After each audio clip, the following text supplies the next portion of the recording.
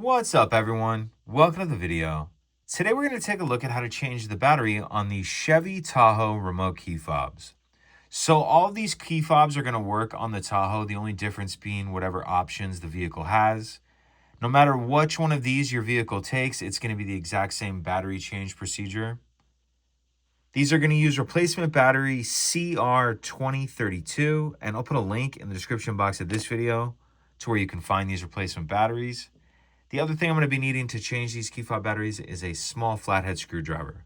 So again, these are all going to be the same procedure, so we'll just take a look at one. If we grab our key fob and we come down here near the key ring, off to the one side, there's this little notch right here. If your key fob's a bit worn, it can be tough to see, but it is there. So I'm just going to get my screwdriver in that notch like that, and then pry the two halves apart.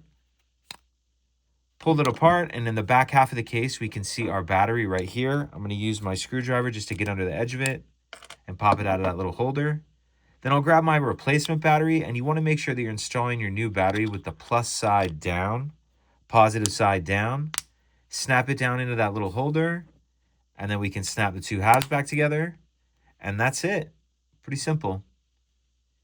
If you have any questions, please let me know. If you could take a second to like and subscribe, it helps us out, and I'd appreciate it.